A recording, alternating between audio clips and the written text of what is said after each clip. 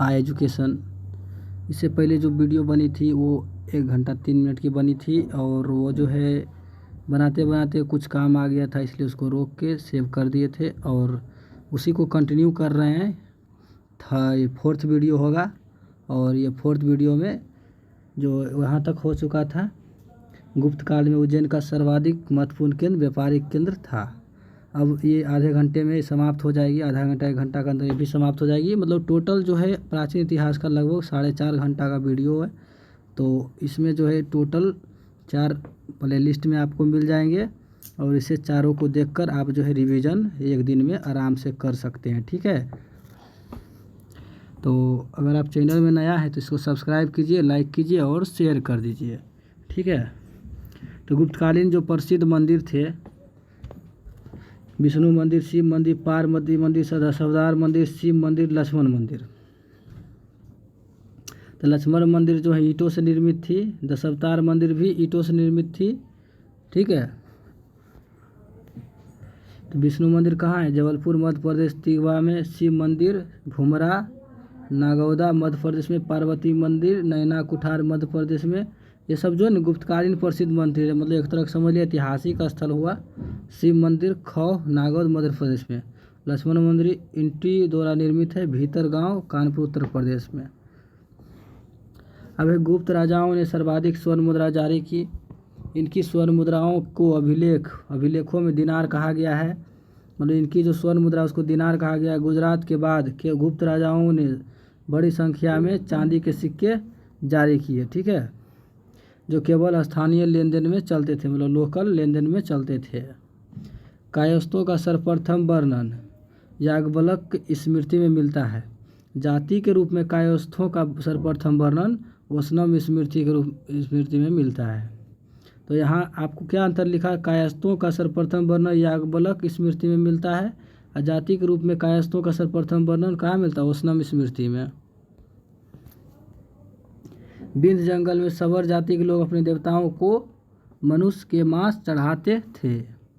पहली बार किसी के सती होने का प्रमाण 510 ईस्वी के भानुगुप्त के एरन अभिलेख में मिलता है, जिसमें किसी भोजराज की मृत्यु पर उसकी पत्नी के सती होने का उल्लेख है। गुप्त काल में वेश्यावृत्ति करने वाली महिलाओं को गणिका कहा जाता था, वृद्ध वेश्याओं को कुटन्नी कहा जाता था। गुप्त सम्राट वैष्णव धर्म के अनुयायी थे, इन्होंने इसे राज धर्म बनाया। विष्णु का वाहन गरुड़ गुप्तों का राज चिन्ह था। गुप्त काल में वैष्णव धर्म संबंधी सबसे महत्वपूर्ण अवशेष देवगढ़ जिला ललितपुर का दशावतार मंदिर, यह बेतवा नदी के तट पर स्थित है। तो गुप्त काल में वैष्णव धर्म का सबसे महत्वपूर्ण मंदिर कौन हो गया? देवगढ़ का दशावतार मंदिर, यह बेतवा नदी के किनारे स्थित है, जिला ललितपुर में। अजंता की निर्मित कुल 29 गुफाओं में वर्तमान में केवल 6 ही शेष रह गए हैं, जिनमें गुफा संख्या 16 और 17 गुप्तकालीन है।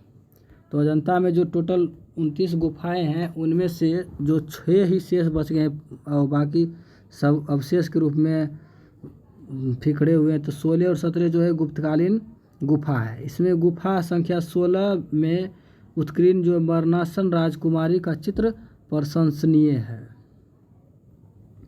गुफा संख्या 17 के चित्र को चित्रशाला कहा गया है। इस चित्रशाला में बुद्ध के जन्म, जीवन, महापरिनिर्वाण एवं महापरिनिर्वाण की घटनाओं से संबंधित चित्र उद्धृत किए गए हैं। अजंता की गुफाएं बौद्ध धर्म की महायान शाखा से संबंधित है। ज़्यादातर जो है महायान शाखा ही से संबंधित व्यक्ति थे या गुफा वगैरह, क्योंकि महायान जो थोड़ा सरल था, इसमें थोड़ा सा जैसे हीन यान में क्या होता है कि बुद्ध के विचारों पर एकदम भिक्षुक रह के होकर रहना पड़ता था, लेकिन महायान में वैसा नहीं था। तो आसपास के जो भी अड़ोस पड़ोस देश है उसमें महायान शाखा ज़्यादा प्रचलित हुआ था। गुप्त काल में निर्मित अन्य गुफा क्या है? बाघ की गुफा है, जो बाघ जिला धार मध्य प्रदेश नामक स्थान पर विंध्य पर्वत को काटकर बना गया। मतलब बाघ गुफा कहाँ है? मध्य प्रदेश में, और ये किस पर्वत में? तो विंध्य पर्वत में है। और कब का बना हुआ है? तो गुप्तकालीन निर्मित है। ठीक है, गुप्त काल में विष्णु द्वारा जो है लिखित पंचतंत्र संस्कृत संसार का सर्वाधिक प्रचलित ग्रंथ माना जाता है। बाइबिल के बाद इसका स्थान दूसरा है। अब देखिए इनको 5 भागों में बांटा गया है: मित्रभेद, मित्रलाभ, संधि विग्रह, लवध प्रनाश एवं अपरीक्षाकारित्व। आर्यभट्ट ने आर्यभट्टियम सूर्य सिद्धांत नामक ग्रंथ लिखे। उसने सूर्य ग्रहण एवं चंद्र ग्रहण के वास्तविक कारण बताए। आर्यभट्ट पहला भारतीय नक्षत्र वैज्ञानिक थे जिसने घोषणा की कि पृथ्वी अपनी धुरी पर घूमती है। तो क्या हो गया, आर्यभट्ट ने आर्यभट्टियम और सूर्य सिद्धांत नामक ग्रंथ लिखा। उसने सूर्य ग्रहण एवं चंद्र ग्रहण के वास्तविक कारण बताए। आर्यभट्ट पहला भारतीय नक्षत्र वैज्ञानिक था जिसने घोषणा की कि पृथ्वी अपनी धुरी पर घूमती है। ये सब होने के बाद भी इसको अंतर्राष्ट्रीय स्तर पर पहचान नहीं मिला। बराहमिहिर देखो बृहत संहिता, पंच सिद्धांत, बृहज्जातक और लघु जातक की रचना की। बृहत संहिता में नक्षत्र विद्या, वनस्पति शास्त्र, प्राकृतिक इतिहास, भौतिक भूगोल के विषय पर चर्चा की गई। तो इम्पोर्टेंट इसका बुक है बृहत संहिता बराहमिहिर का, और ये पंच सिद्धांत, बृहज्जातक, लघु जातक। ठीक है। ब्रह्मागुप्त इस युग के जो महान नक्षत्र वैज्ञानिक एवं गणितज्ञ थे। तो गुप्तकालीन युग के महान नक्षत्र जो है वैज्ञानिक गणितज्ञ थे। उसने यह घोषणा करके न्यूटन के सिद्धांत की पूर्व कल्पना कर ली। देख लीजिए, न्यूटन के सिद्धांत की पूर्व कल्पना कर लिया है। अब इसी को न्यूटन जो है इसका बात का फ़ायदा उठा लिया। तो सारा चीज़ जो है ना, भारत के वैज्ञानिक बहुत कुछ कर दिया था, लेकिन सबको पहचान नहीं मिल पाया। सब कमी था। भारत के राजाओं वाली शासन व्यवस्था, तानाशाही व्यवस्था सब जगह चला रहा था। तो ये सब को समय नहीं मिला प्रोत्साहन का। बाद में जो ब्रिटिश आए तो भारत के इतिहास से परिचित हुए। तो इस इतिहास को यूरोप में भी देखा गया, इस तरह के वैज्ञानिकों के बारे में, नक्षत्रों के बारे में सब बताया गया। तो वो सब जो इस पर अध्ययन करना शुरू किया और वो सब उस सबको बाद में अंततः अंतर्राष्ट्रीय पहचान मिली। बाकी और सारे भी बहुत सारे फैक्टर है, ऐसा नहीं है कि इसी से सारा डिपेंडेड है। और भी सब वैज्ञानिक थे जो कि निष्पक्ष और स्वतंत्र जो है आविष्कार किया। प्रकृति के एक नियम के अनुसार सभी वस्तुएं पृथ्वी पर गिरती है, क्योंकि पृथ्वी स्वभाव से ही सभी वस्तुओं को अपनी ओर आकर्षित करती है। स्वभाव से ही मतलब क्या, उसका स्वभाव है मतलब गुरुत्वाकर्षण बल के कारण जो है गिर जाता है नीचे। गुप्त काल में पल कान्य ने पशु चिकित्सा पर हस्तायायु वेद लिखा। तो हस्तायायु आयुर्वेद लिखा। अब देखिए, नवनीतकम की रचना गुप्त काल में ही की गई। इस पुस्तक में नुस्खे, सूत्र और उपचार विधियाँ दी गई है। तो नवनीतकम जो है कब के रचना हुई थी? गुप्त काल में।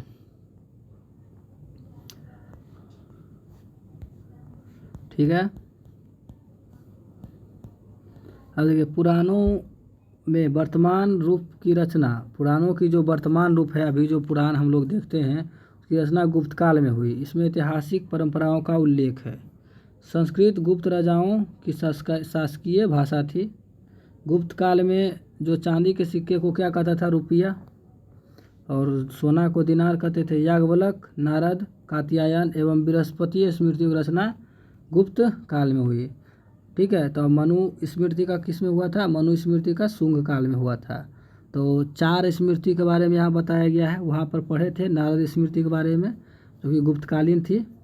तो याज्ञवल्क्य स्मृति, नारद स्मृति, कात्यायन स्मृति और बृहस्पति स्मृति की रचना कब हुई? गुप्त काल में। मंदिर बनाने की कला का जन्म गुप्त काल में ही हुआ। त्रिमूर्ति का अवधारणा का विकास गुप्त कला में ही हुआ। मंदिर बनाने की जो कला का जन्म गुप्त काल में हुआ था। ठीक है। मंदिर बनाने का जो कला हुआ था जन्म गुप्त काल में होता। त्रिमूर्ति का अवधारणा का विकास गुप्त काल में हुआ। गुप्त वंश के शासकों ने मंदिर एवं ब्राह्मणों को सबसे अधिक ग्राम में अनुदान में दिया। तो यहाँ से इस बात को आप नोट करके चलिए कि ब्राह्मणों को जो ग्राम या भूमि जो अनुदान देने की प्रथा चली थी वो सातवाहनों से चली थी। ठीक है। और यहाँ पर कह रहा है कि ब्राह्मणों को सबसे अधिक ग्राम अनुदान, मतलब सबसे अधिक अगर पूछे कि सबसे अधिक ग्राम ब्राह्मणों को अनुदान किसने दिया, तो गुप्तकालीन शासकों ने। ठीक है। गुप्तकालीन लौकिक साहित्य की सर्जना के लिए स्मरणीय है। गुप्तकालीन जो है लौकिक साहित्य की सर्जना के लिए स्मरणीय है। भास के 13 नाटक इसी काल के हैं। सुदक के लिखा नाटक मृक्ष कटिकम या माटी का खिलौना गाड़ी, जिसमें निर्धन ब्राह्मण के साथ बेसिया का प्रेम वर्णित है, प्राचीन नाटकों में सर्वोत्कृष्ट माना गया है।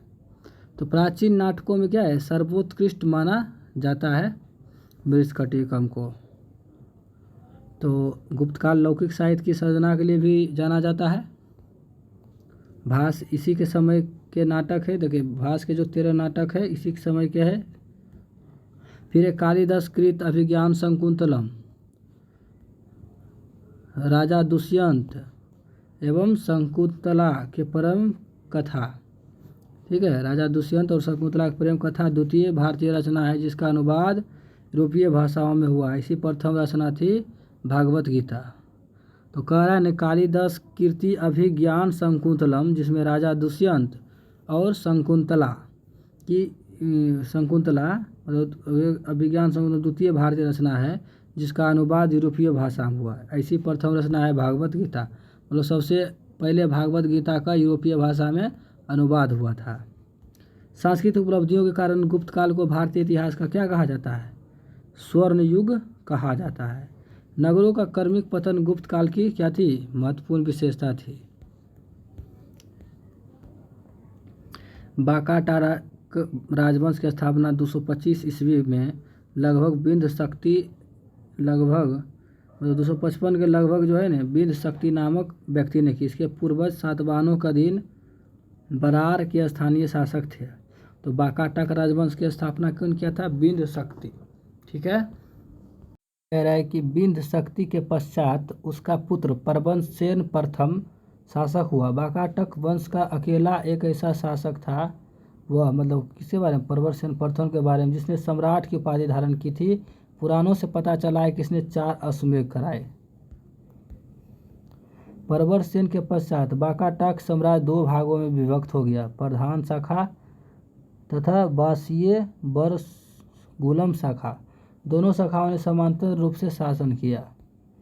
प्रधान शाखा के जो प्रमुख राजा थे रुद्रसेन, प्रभावती, परवंश सेन द्वितीय और पृथ्वी सेन द्वितीय, फिर नरेंद्र सेन द्वितीय। गुप्त शासक चंद्रगुप्त द्वितीय ने अपनी पुत्री प्रभावती गुप्ता का विवाह बाकाटक नरेश रुद्रसेन किससे, द्वितीय से किया था, रुद्रसेन द्वितीय से किया था। ठीक है, प्रभावती गुप्ता चंद्रगुप्त द्वितीय की बेटी थी। उसका जो शादी किया था बाकाटक नरेश ही था, रुद्रसेन द्वितीय से किया था। फिर बाकाटक राज्यों पर विजय प्राप्त करने के लिए चंद्रगुप्त द्वितीय ने इस संबंध को स्थापित किया था। ठीक है, तो इसका कारण क्या था, बाकाटक राजवंशों पर विजय प्राप्त करना। विवाह के कुछ समय बाद रुद्रसेन द्वितीय की मृत्यु हो गई। चूँकि उसके दोनों पुत्र दिवाकर सेन एवं दामोदर सेन वयस्क थे, अतः प्रभावती गुप्ता ने ही शासन संभाला। यह काल बाकाटक गुप्त संबंध का स्वर्ण काल रहा। यह काल जो है बाकाटक गुप्त संबंध का स्वर्ण काल रहा। प्रभावती गुप्ता के संरक्षण काल के बाद इसका कनिष्ठ पुत्र दामोदर सेन परवंश सेन द्वितीय के नाम से गद्दी पर बैठा। तो प्रभावती गुप्ता के संरक्षण काल के बाद जब उसका जो कनिष्ठ पुत्र था दामोदर सेन परवंश सेन द्वितीय के नाम से गद्दी पर बैठ गया। पृथ्वी सेन द्वितीय बाकाटकों की प्रधान शाखा का अंतिम शासक था। मतलब प्रधान शाखा जो बाकाटक की 2 शाखा थी, वसीम शाखा और प्रधान शाखा। तो प्रधान शाखा के जो अंतिम शासक था पृथ्वी सेन द्वितीय। उसके बाद उसका राज वसीम शाखा के हरिसेन के हाथों में चला गया। ठीक है, वसीम शाखा के हरिसेन के हाथों में चला गया। तो वाकाटक वंश के इस शाखा की स्थापना 330 ईस्वी में सम्राट प्रवरसेन के छोटे पुत्र सर्वसेन ने की। उसने वत्सगुल्म नामक स्थान पर एक स्वतंत्र राज्य की स्थापना की। वत्सगुल्म महाराष्ट्र का एक अकेला जिला में आधुनिक वाशिम में स्थित था। वाशिम के प्रमुख राजा सर्वसेन, बिन के दूत, प्रवरसेन द्वितीय, हरिसेन वगैरह वगैरह। हरिसेन वसीम शाखा का सर्वाधिक शक्तिशाली शासक था। तो वसीम शाखा ऐसे पूछ सकता है कि ये वाकाटक की कौन सी 2 शाखाएं थी, तो क्या वसीम शाखा और प्रधान शाखा। तो हरिसेन किस शाखा का प्रमुख शक्तिशाली शासक था, तो ये हो गया वसीम शाखा का। यह वाकाटक वंश का अंतिम ज्ञात शासक है। उसके बाद देखिए फिर वाकाटक वंश के राजा प्रवरसेन द्वितीय ने मराठी प्राकृत काव्य सेतुबंध की रचना की। ये इम्पोर्टेंट लाइन है। वाकाटक वंश के राजा प्रवरसेन द्वितीय ने क्या मराठी प्राकृत काव्य सेतुबंध की रचना की। तो सेतुबंध की रचना कार कौन हो गया, प्रवरसेन द्वितीय। फिर संस्कृत की वैदर्भी, फिर देखिए रचना की सर्वसेन। सर्वसेन ने हरि विजय नामक प्राकृतिक काव्य ग्रंथ लिखा। तो सर्वसेन देखिए, सर्वसेन कौन है, हरिसेन सर्वसेन। सर्वसेन वसीम शाखा के हो गया, क्या वसीम शाखा के राजा थे। और प्रवरसेन द्वितीय भी वसीम शाखा के जो है राजा थे। तो प्रवरसेन द्वितीय जो है सेतुबंध लिखा और सर्वसेन हरि विजय नामक प्राकृतिक काव्य ग्रंथ लिखा। संस्कृत में वैदर्भी शैली का पूर्ण विकास वाकाटक नरेशों के दरबार में हुआ। तो संस्कृत की जो क्या है वैदर्भी शैली का पूर्ण विकास कहाँ हुआ, ये विकास वाकाटक नरेशों के दरबार में हुआ। कुछ विद्वानों का मत है कि चंद्रगुप्त द्वितीय के राज कवि कालिदास कुछ समय तक प्रवरसेन द्वितीय के राजसभा में निवास किया।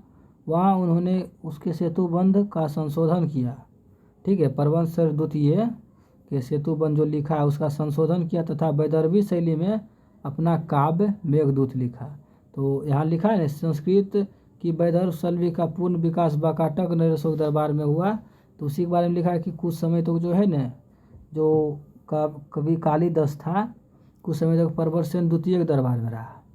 उन्होंने जो सेतुबंध लिख रहे थे ये चंद्रगुप्त द्वितीय क्या बोलते हैं उसको प्रवरसेन द्वितीय, तो उसका संशोधन किया और वैदर्भी जो शैली था संस्कृत भाषा का तो उसमें ही अपना मेघदूतम लिखा। तो मेघदूतम के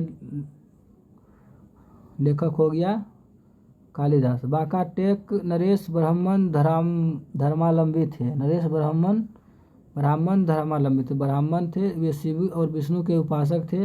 वाकाटक नरेश पृथ्वीसेन द्वितीय के सामंत व्याघ्र देव ने नचना के मंदिर का निर्माण करवाया। तो वाकाटक नरेश पृथ्वीसेन द्वितीय ने के सामंत कौन था, व्याघ्र देव ने नचना के मंदिर का निर्माण कराया। ठीक है, अजंता के 16वां तथा 17वां गुहा विहार और 19वें गुहा चैत्य का निर्माण वाकाटकों को शासन काल में हुआ। तो 16वां और 17वां संबंधित कौन चीज़ है, गुप्त काल से संबंधित है। ठीक है, यहाँ कह रहा 19वां गुहा चैत्य का निर्माण वाकाटक के शासन काल में हुआ।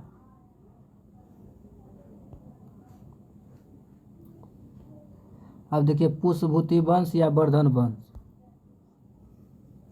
गुप्त वंश के पतन के बाद जिन नए राजवंशों का उद्भव हुआ उनमें मैत्रक, मौखरी, पुष्यभूति, परवर्ती, गुप्त, गौड़ प्रमुख हैं। इन राजवंशों में पुष्यभूति वंश को शासकों ने सबसे विशाल साम्राज्य स्थापित किया। पुष्यभूति वंश के संस्थापक था पुष्यभूति वर्धन। इसकी राजधानी थानेश्वर थी। हरियाणा प्रांत के कुरुक्षेत्र जिले में स्थित वर्तमान थानेश्वर स्थान है। तो पुष्यभूति वंश के संस्थापक पुष्यभूति वर्धन थे, इसकी राजधानी थानेश्वर हो गया। प्रभाकर वर्धन इस वंश का स्वतंत्रता का जन्मदाता था तथा प्रथम प्रभावशाली शासक था जिसने परम भट्टारक और महाराजाधिराज जैसी सम्मानजनक उपाधियां धारण की प्रभाकर वर्धन। अब प्रभाकर वर्धन की पत्नी जो यशोमती से 2 पुत्र हुआ, राजवर्धन और हर्षवर्धन, और एक कन्या राजश्री उत्पन्न हुई। राजश्री का विवाह कन्नौज के मोखरी राजा गरह वर्मा के साथ कर दिया गया। तो राजश्री मतलब प्रभाकर वर्धन की जो बेटी थी राजश्री, और हर्षवर्धन की जो बहन थी राजश्री का विवाह कन्नौज के मोखरी राजा किसके साथ, गरह वर्मा के साथ हुआ। फिर मालवा के शासक देवगुप्त ने गरह वर्मा की हत्या कर दी। मतलब ये किसका, ये जो हर्षवर्धन है उसका जीजा जी का हत्या कर दिया गरह वर्मा का, और राजश्री को बंदी बनाकर कारागार में डाल दिया। कहाँ के शासक था, मालवा के शासक देवगुप्त। राजवर्धन ने देवगुप्त को मार डाला, मतलब कि हर्षवर्धन का बड़ा भाई राजवर्धन देवगुप्त को मार डाला, परंतु देवगुप्त के जो मित्र गौड़ नरेंद्र शशांक ने धोखा देकर राजवर्धन को मार डाला। अब बचा कौन, शशांक बचा। शशांक जो है बोधि शैव धर्म का अनुयायी था, उसने बोधि वृक्ष बोधगया को कटवा दिया। राजवर्धन की मृत्यु के बाद 606 ईस्वी में 16 वर्ष की अवस्था में हर्षवर्धन थानेश्वर की गद्दी पर बैठा। हर्ष को शिलादित्य के नाम से ही जाना जाता था।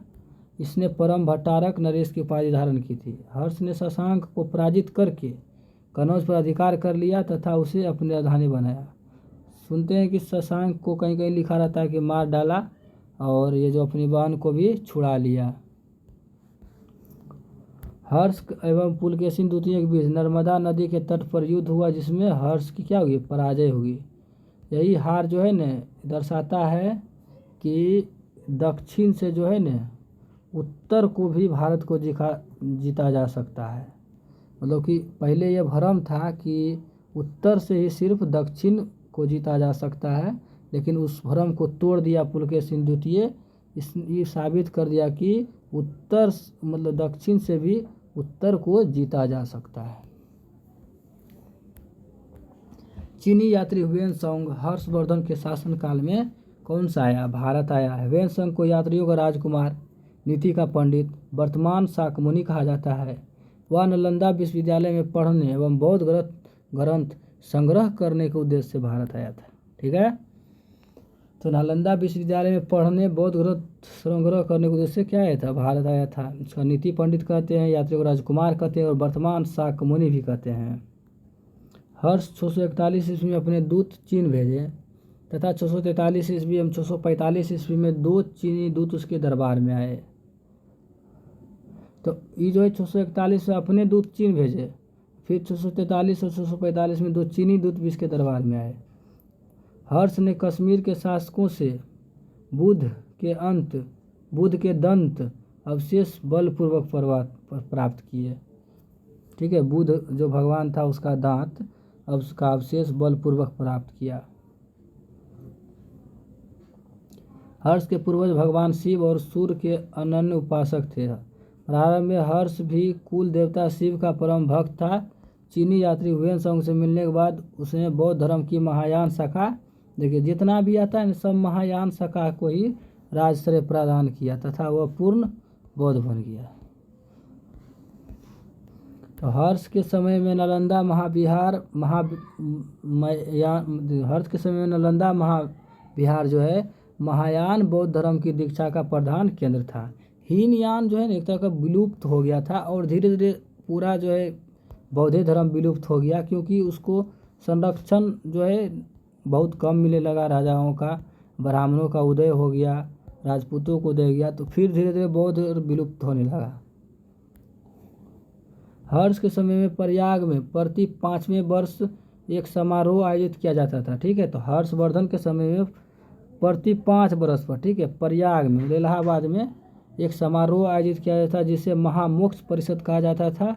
ह्वेनसांग स्वयं छठे समारोह में सम्मिलित हुआ। तो ह्वेनसांग छठे समारोह में सम्मिलित हुआ। बाण भट्ट हर्ष के दरबारी कवि थे, उसने हर्षचरित और कादम्बरी की रचना की थी। बाण भट्ट के गुरु कौन थे, भरचू थे। तो बाण भट्ट के गुरु याद रखिए भरचू। प्रियदर्शिका, रत्नावली, नागानंद नामक 3 संस्कृत नाटक ग्रंथों की रचना श्री हर्षवर्धन ने की थी। अब कह रहा है कि कहा जाता है कि धावक नामक कवि ने हर्ष से पुरस्कार लेकर उसके नाम से ये तीनों नाटक लिख दिए। अब क्या है, सच है नहीं है, ये भी देखिए संशय में ही है।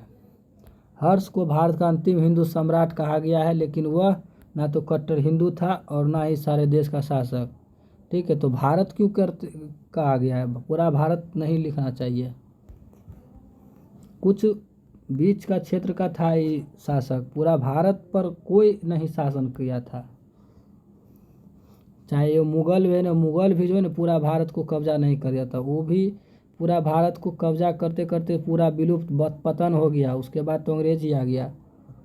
और मुगल साम्राज्य के मेनली पतन का कारण यही है कि औरंगजेब जो है ना ज़्यादातर दक्षिण भारत की विजय में ही समय लगा दिए, और जिससे छितर बितर हो गया उसका प्रदेश। तो हर्ष के अधीनस्थ शासक महाराज या अथवा महासामंत कहे जाते थे। हर्ष के जो अधीन में शासक होते थे वो या तो महाराज कहलाते थे या महासामंत कहा जाते थे। हर्ष के मंत्री परिषद को मंत्री को सचिव अथवा अमात्य कहा जाता है। सारा का प्रशासन नहीं पूछता है, मेन है चोल, गुप्त, मौर्य, यही सब, मुगल सल्तनत, यही सब का थोड़ा मोड़ा प्रशासन पूछता है, बाकी उतना नहीं पूछता है। हर्ष के मंत्री परिषद के मंत्री को सचिव तथा अमत कहा जाता था या अमत कहा जाता था। प्रशासन की सुविधा के लिए हर्ष का साम्राज्य कई प्रांतों में विभाजित था। देखो, प्रांत को भुक्ति कहा जाता, प्रत्येक भुक्ति का शासक राजस्थानीय या ऊपरी या राष्ट्रीय कहलाता था। भुक्ति का विभाजन जिलों में हुआ था। जिले की संज्ञा थे विषय, सेम टू सेम उसी पैटर्न पर, जिसका प्रधान विषम विषयपति होता था। विषय के अंतर्गत कई पाठक आधुनिक तहसील थे। ग्राम शासन की सबसे छोटी इकाई थी। ग्राम शासन प्रधान, देखिए शब्द उसमें भी ग्राम शासन की सबसे छोटी इकाई है। ग्राम शासन का प्रधान जो है क्या कहलाता था, ग्राम छपट लिख कहलाता था।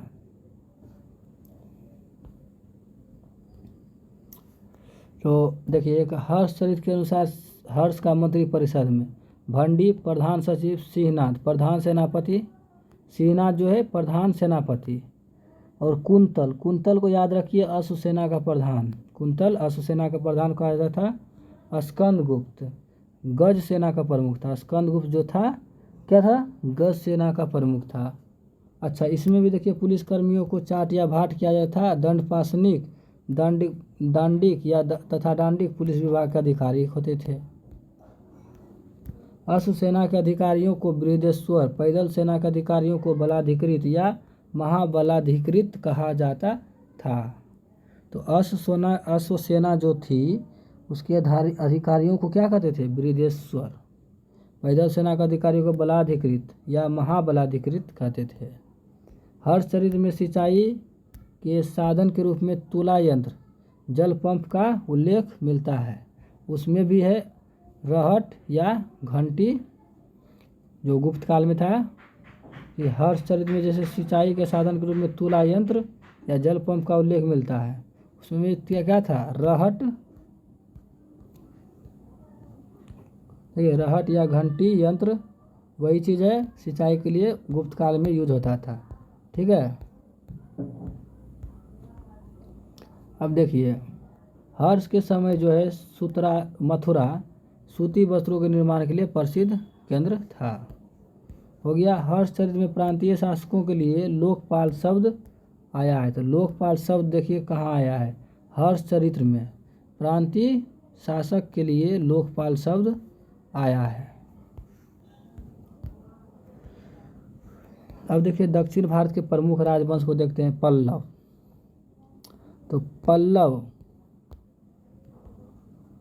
पल्लव का संस्थापक श्री विष्णु था, पल्लव वंश का। इसकी राजधानी कहाँ थी, ये 575 से 600 ईस्वी के बीच तमिलनाडु थी। तमिलनाडु के कांचीपुरम थी इसकी राजधानी, और वह वैष्णव धर्म का अनुयायी था।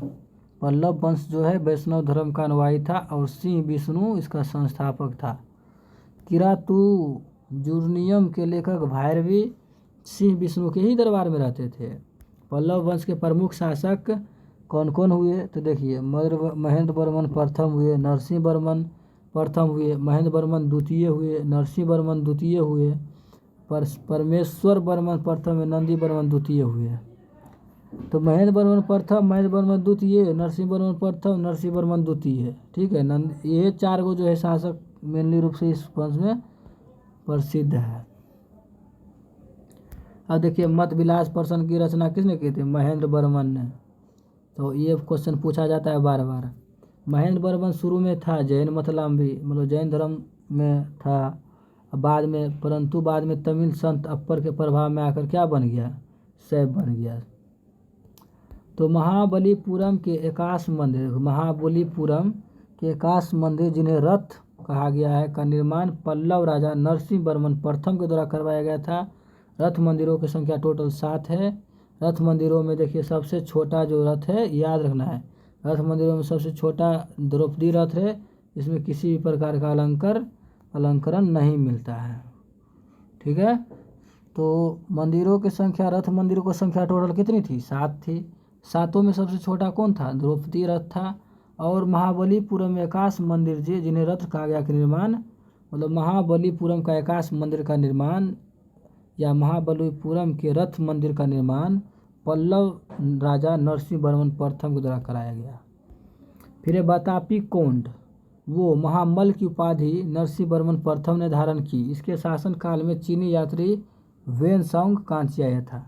तो वेनसोंग भी जो है कब आया था? वेनसोंग कांची आया था नरसिंह वर्मन प्रथम के शासन काल में। फिर वे परमेश्वर वर्मन शैव मतानुयायी था। उन्होंने लोकादित्य, एकमल, रणंजय, अत्यंत काम, उग्रदंड, गुणभाजन आदि की उपाधियां ग्रहण की थी। इसने मामापुरम में गणेश मंदिर का निर्माण कराया था। कौन? परमेश्वर वर्मन प्रथम। फिर है परमेश्वर वर्मन प्रथम विद्या प्रेमी भी था। उसने विद्या विनीत की भी उपाधि धारण की थी।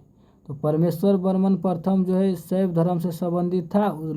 लोकादित्य, एकमल, रणंजय, अत्यंत काम, उग्रदंड, गुणभाजन आदि उपाधियां धारण की और मामल्लपुरम में गणेश मंदिर का निर्माण कराया। और ये विद्या प्रेमी होने के कारण विद्या विनीत भी उपाधि धारण की थी। अरबों के आक्रमण के समय पल्लवों का शासक नरसिंह वर्मन द्वितीय था। अर्थात 712 ईस्वी में आक्रमण किया था, तो उस समय नरसिंह वर्मन द्वितीय था राजा। उसने राजा सिंह आगम प्रिय, राजा सिंह मतलब राजाओं में सिंह, आगम प्रिय मतलब शास्त्रों का प्रेमी, और शंकर भक्त मतलब शिव का उपासक की उपाधियां धारी की। 3 उपाधियां धारी की, राजा सिंह, आगम प्रिय, शंकर भक्त। उसने कांची के कैलाशनाथ मंदिर का निर्माण कराया, जिसे राज सिद्धेश्वर मंदिर भी कहा जाता है। इसी मंदिर के निर्माण से द्रविड़ स्थापत्य कला की शुरुआत हुई। महाबलीपुरम में सूर्य मंदिर का निर्माण भी नरसिंह वर्मन द्वितीय ने कराया। तो यहाँ से आप समझ सकते हैं कि कांची के कैलाश मंदिर नाथ मंदिर को राज सिद्धेश्वर मंदिर कहा जाता है और इसी के निर्माण से द्रविड़ स्थापत्य कला की शुरुआत होती है। अच्छा, महाबलीपुरम के आकाश में रथ मंदिर को बनाया था सर्वप्रथम मतलब उसको बनाया था नरसिंह वर्मन प्रथम। और देखिए यहाँ पर ही दिखा है महाबलीपुरम में सूर्य मंदिर का निर्माण भी नरसिंह वर्मन द्वितीय ने कराया। कांची के कैलाशनाथ मंदिर में पल्लव राजा और रानियों की आदमकद तस्वीरें लगी है। तो कांची के जो कैलाशनाथ मंदिर है उसमें क्या है? पल्लव राजा और रानियों की आदमकद तस्वीर लगी है, जिसको नरसिंह वर्मन द्वितीय बनाया। 10 कुमार चरित्र के लेखक दंडी नरसिंह वर्मन द्वितीय के दरबार में लिखते थे। कांची के मुक्तेश्वर मंदिर तथा वैकुंठ पेरामल मंदिर का निर्माण नंदी वर्मन द्वितीय ने कराया। ठीक है, तो कांची के मुक्तेश्वर मंदिर तथा वैकुंठ पेरुमाल मंदिर का निर्माण नंदी वर्मन द्वितीय ने कराया। प्रसिद्ध जो वैष्णव संत थे तिरुमलई अलवार नंदी वर्मन द्वितीय के समकालीन थे। अलवार संत थे तिरुमलई। चोल 9वीं शताब्दी में चोल पल्लवों के ध्वंसावशेष पर स्थापित हुआ। इस वंश का संस्थापक विजयालय था 850 से 887 ईस्वी तक। जिसकी राजधानी तंजौर या तंजावुर था। तंजावुर का वास्तुकार कुंजरमल राजराज पेरुथच्चन था। तो तंजौर या तंजावुर का वास्तुकार कौन था? राजराज पेरुथच्चन। और चोल का स्थापना क्या हुआ? पल्लवों के ध्वंसा अवशेष मतलब पतन के बाद हुआ 9वीं शताब्दी में। विजयालय नरकेसरी की उपाधि धारण कर निशुंभ सुदनी देवी का मंदिर बनाया। विजयालय, ठीक है, क्योंकि चोल का स्थापना क्या था? विजयालय, ठीक है, और विजयालय नरकेसरी की उपाधि धारण किया था और निशुंभ सुदनी मंदिर बनवाया। चोलों का स्वतंत्र राज आदित्य प्रथम ने स्थापित किया। चोलों का स्वतंत्र राज्य आदित्य प्रथम ने स्थापित किया। पल्लवों पर विजय पाने के उपरांत आदित्य प्रथम ने कोदंड राम की उपाधि धारण की। देखिए, तो ये जो आदित्य प्रथम जो है कोदंड राम की उपाधि धारण की पल्लवों पर विजय पाने के बाद।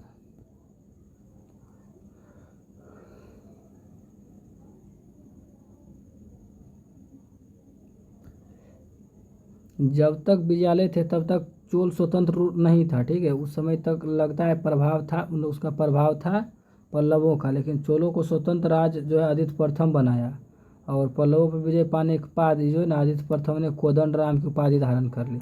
अच्छा, तकोलम के युद्ध में राष्ट्रकूट नरेश कृष्ण तृतीय ने परांतक प्रथम को पराजित किया। इस युद्ध में परांतक प्रथम का बड़ा लड़का राजदित्य मारा गया।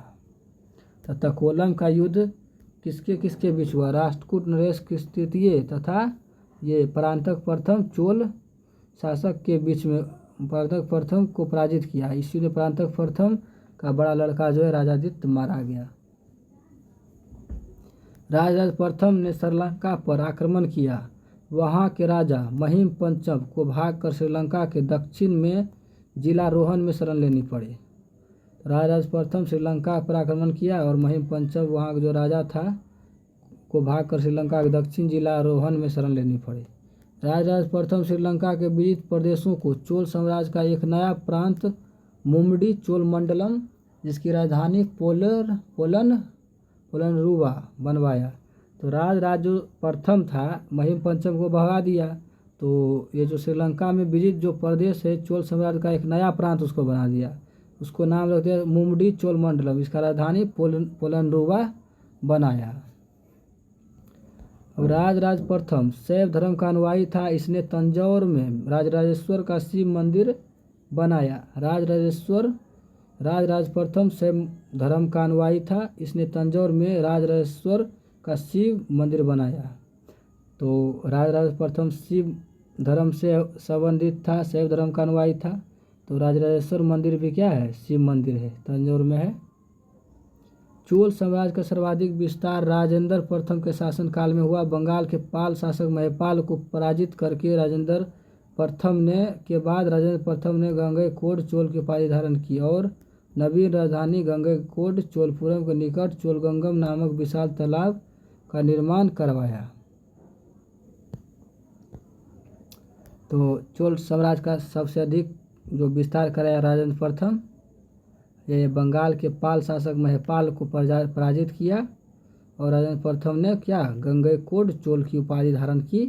नवीन राजधानी गंगईकोंड चोलपुरम के निकट चोलगंगम नामक विशाल तालाब का निर्माण करवाया।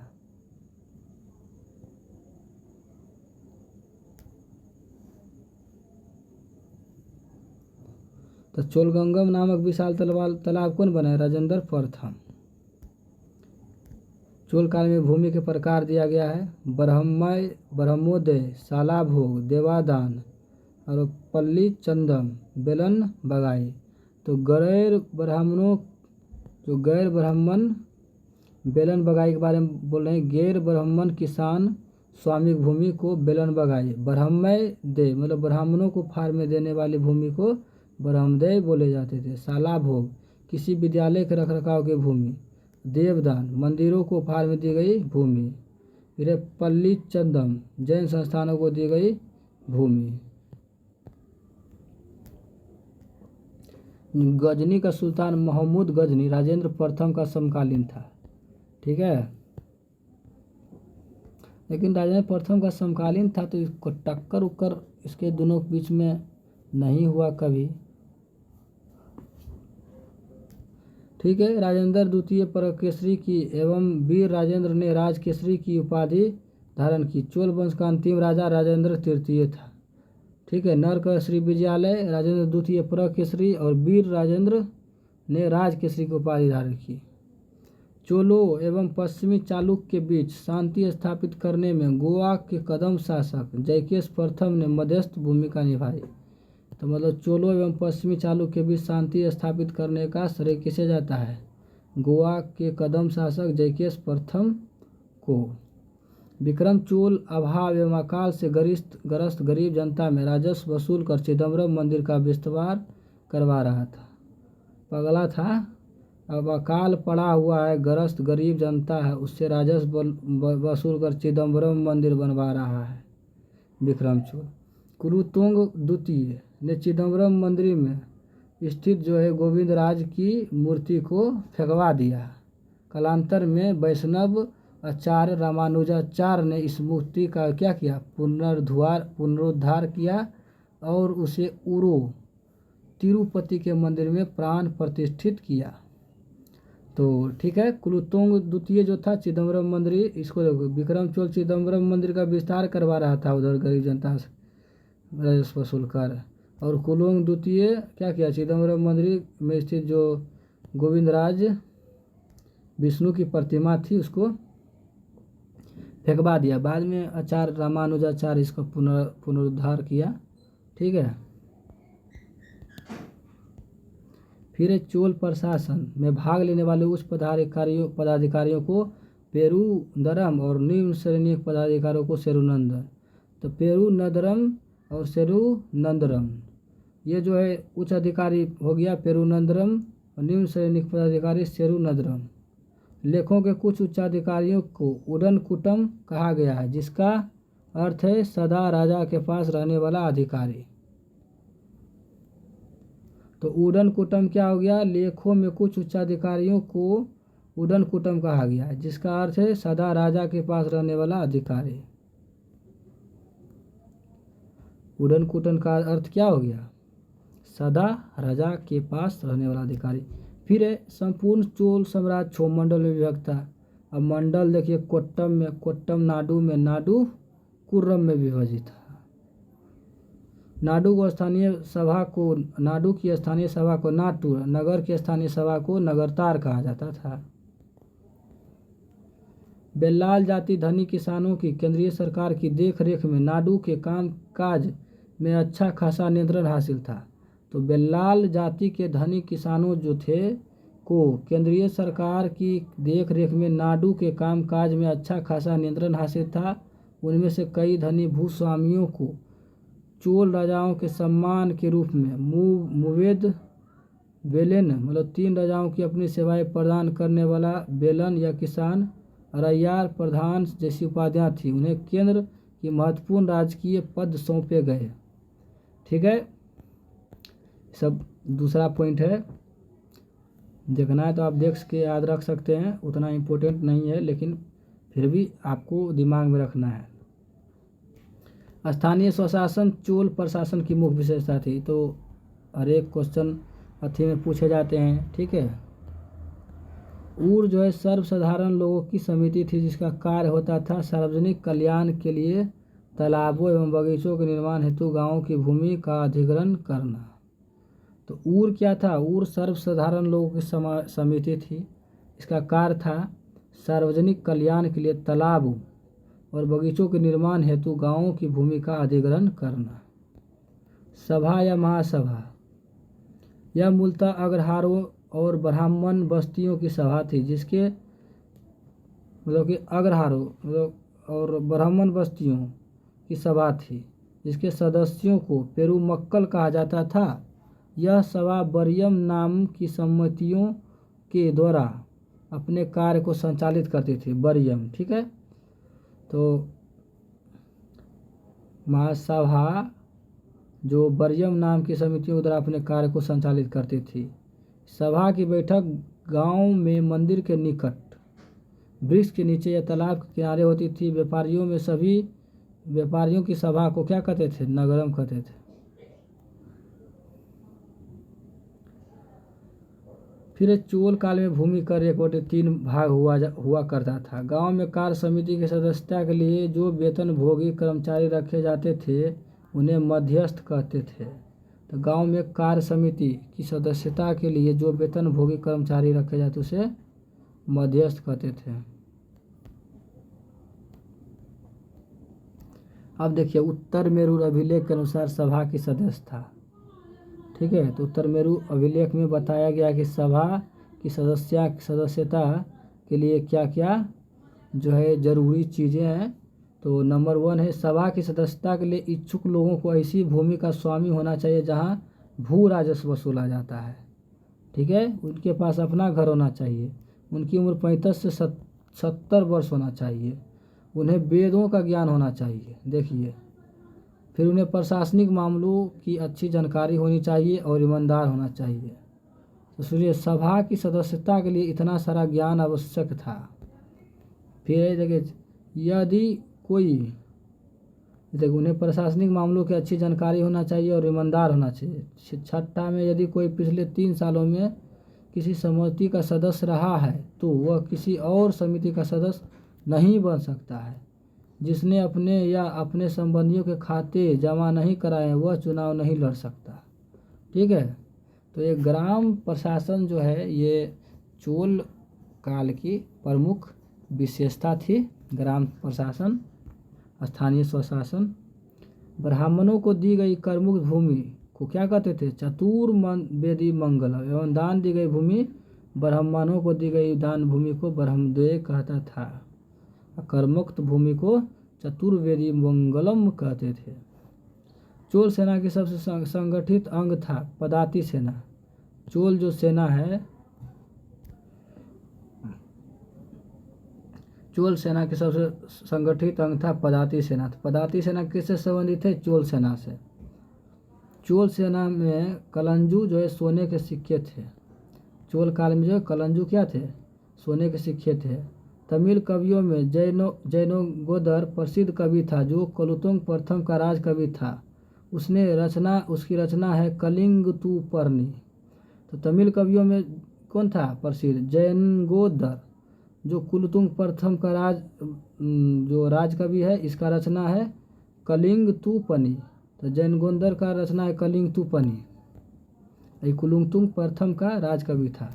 देखिए, कंबन और टुकुट्टन और पुगलेंदी तमिल साहित्य का त्रिरत्न और पंपपोन कन्नड़ साहित्य का त्रिरत्न कहा जाता है। तो कंबन और टुकुट्टन पुगलेंदी को तमिल साहित्य का क्या कहा गया? त्रिरत्न। और पंपपोन ये सब कन्नड़ साहित्य का। देखो, इसको एक तरह के पंप, देखे कन्न में, कन्नड़ में भी क्या है? कन्न है, मतलब कन्नड़। रन में भी डबल नो है, पो में भी डबल नो है, पंप। तो इतनों को पंप पूर्ण रन कन्नड़ साहित्य का त्रिरत्न हो गया। बाकी जो कंबन है, ओटकुट्टन है, पुगलेंदी तमिल साहित्य का त्रिरत्न हो गया। फिर पर्सी ब्राउन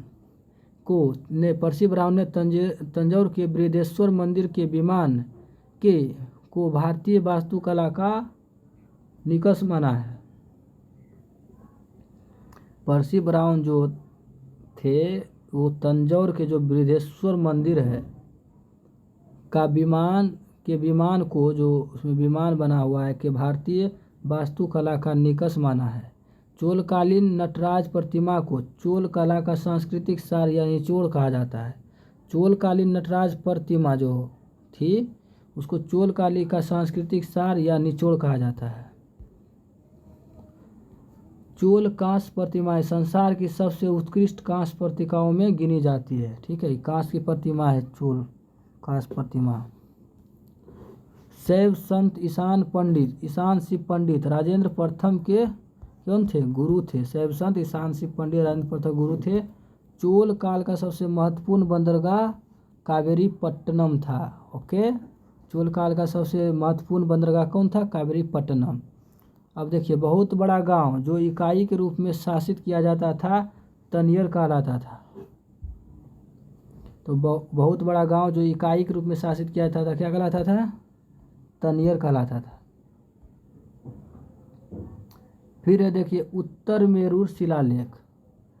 उत्तर मेरूर शिलालेख के बारे में लिखा गया कि उत्तर मेरूर शिलालेख जो सभा संस्था का विस्तृत वर्णन उपस्थित करता है प्रांतक प्रथम के शासनकाल से संबंधित है। तो उत्तर मेरूर शिलालेख प्रांतक प्रथम जो है के शासन से संबंधित शासनकाल से संबंधित है। इसी में सभा के सदस्य होने के शर्तों को लिखा गया है। चोल की राजधानी क्या थी? बहुत राजधानी थी। पहला राजधानी उरैयूर था, फिर तंजौर, फिर गंगईकोंड, फिर चोलपुरम, फिर कांची। 1 2 3 4 5 5 राजधानियाँ रही। अंतिम राजधानियाँ कांची थी। चोल काल में सड़कों की देखभाल कौन करती थी? बंगाल समिति। चोल काल में सड़कों की देखभाल बगान समिति करती थी। चोल काल में आम वस्तुओं के आदान प्रदान का आधार धान था। ठीक है। चोल काल के विशाल व्यापारी समूह निम्न थे: बलंजियार, नानादेशी एवं मणिग्रामम। तो चोल काल के विशाल व्यापार समूह में मणिग्रामम को याद रखना है कि मणिग्रामम क्या था? विशाल व्यापारी समूह थे मणिग्रामम। विष्णु के उपासक क्या कहलाते? तलवार। और शिव के उपासक नयनार संत कहलाते थे। अब जो है चालुक्य कल्याणी के बारे में बात हो रही है। चालुक्य वंश कल्याणी। तो चालुक्य कल्याणी के चालुक्य वंश की स्थापना तैलव द्वितीय ने की थी।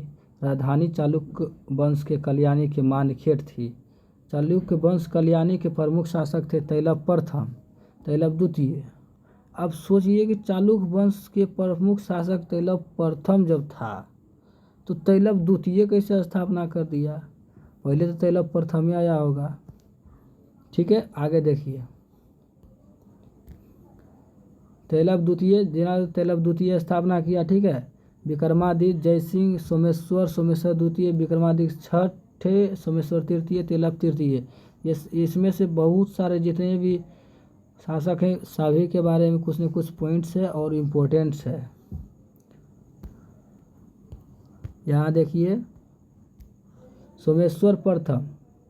ठीक है। सोमेश्वर प्रथम ने मानखेड़ से राजधानी हटाकर कल्याणी कर्नाटक को बनाया। कर्नाटक के कल्याणी को बनाया, मतलब कि कल्याणी कहाँ है? कर्नाटक में। ठीक है।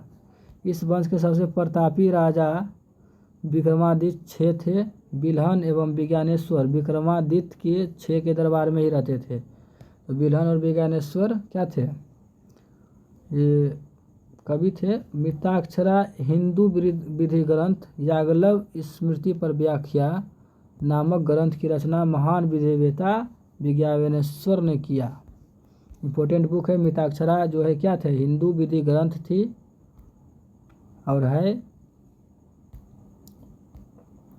और इसका रचना विज्ञानेश्वर किया है। विक्रमांक देव चरित्र की रचना बिल्हन ने किया। इसमें विक्रमांक देव 6 के जीवन पर प्रकाश डाला गया है। अब देखिए चालुक्य वंश बतापी। तो चालुक्य वंश बतापी। जयसिंह ने बतापी के चालुक्य वंश की स्थापना की, जिसकी राजधानी बतापुर बीजापुर के निकट थी। इस वंश के प्रमुख शासक थे पुलकेशिन प्रथम, कीर्तिवर्मन, पुलकेशिन द्वितीय, विक्रमादित्य, विजयादित्य। इसमें सबसे प्रतापी राजा पुलकेशिन द्वितीय थे। तो चालुक्य वंश के बतापी के सबसे प्रतापी राजा कौन थे?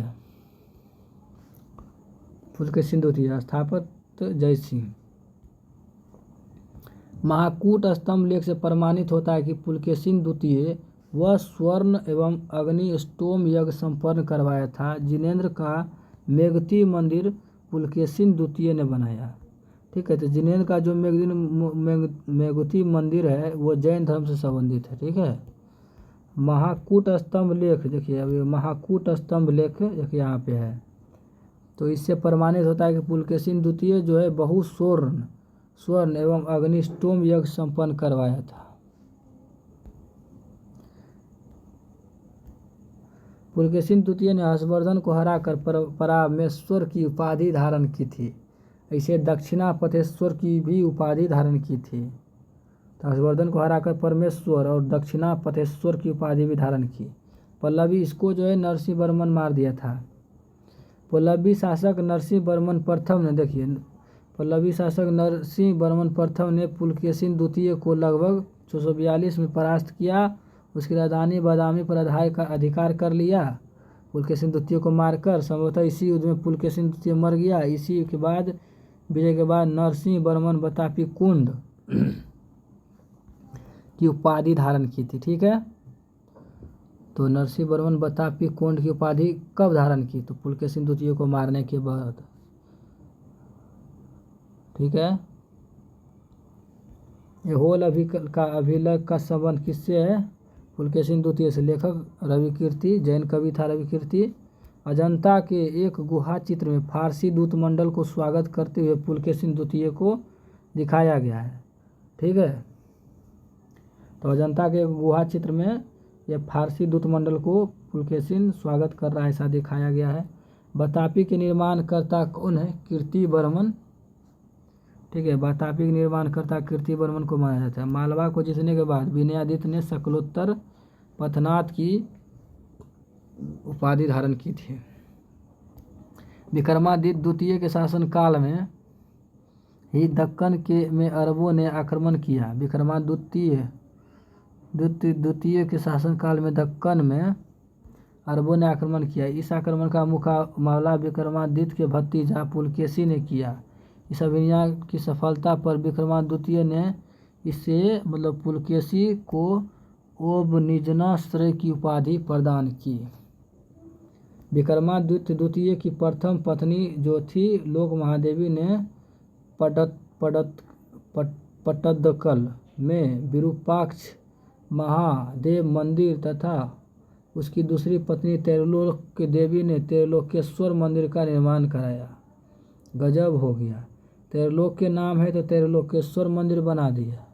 और लोक महादेव जो विक्रमादित्य द्वितीय की पत्नी थी, इसने जो है पट्टदकल में विरूपाक्ष महादेव मंदिर बना दिया। इस वंश का अंतिम राजा कीर्तिवर्मन द्वितीय था। इसके सामंत दंतीदुर्ग ने परास्त कर एक नए वंश अर्थात राष्ट्रकूट वंश की स्थापना की। ऐहोल को मंदिरों का शहर कहा जाता है। तो कीर्तिवर्मन द्वितीय का सामंत कौन था? दर्गी दंतीदुर्ग, अर्थात जो बतापी के जो चालुक्य थे वो पहले क्या थे? राष्ट्रकूट, मतलब कि राष्ट्रकूट दंतीदुर्ग जो थे पहले सामंत थे ये बतापी कल्याणी के। ठीक है, अब राष्ट्रकूट वंश की स्थापना हो गया। तो देखिए राष्ट्रकूट वंश में क्या है, पहले एक चीज़ देख लेते, चालुक्य बेंगी। तो बेंगी के चालुक्य वंश का संस्थापक विष्णुवर्धन था। इसकी राजधानी बेंगी आंध्र प्रदेश में थी। इस वंश का सबसे प्रतापी राजा विजयादित्य तृतीय था, जिसका सेनापति पंडरंग था। ठीक है, चालुक्य बेंगी हो गया। आगे राष्ट्रकूट राजवंश का संस्थापक कौन था? दंतीदुर्ग 752 ईस्वी था। शुरुआत में वे कर्नाटक के चालुक्य राज्यों के अधीन थे। इसकी राजधानी मनकिर या मानखेट सोलापुर के निकट वर्तमान मालखेट कहते हैं। तो राष्ट्रकूट राजवंश का संस्थापक दंतीदुर्ग हो गया और ये शुरुआत में देखिए रहे चालुक्य राजाओं के अधीन थे। इसकी राजधानी मणिकर या मानखेट थी। तो राष्ट्रकूट वंश के प्रमुख शासक थे कृष्ण प्रथम, ध्रुव, गोविंद तृतीय, अमोघवर्ष, कृष्ण द्वितीय, इंद्र तृतीय, कृष्ण तृतीय। तो कृष्ण प्रथम है, कृष्ण द्वितीय है, कृष्ण तृतीय है, ठीक है, ध्रुव है, अमोघवर्ष है। एलोरा की जो प्रसिद्ध कैलाश मंदिर का निर्माण जो है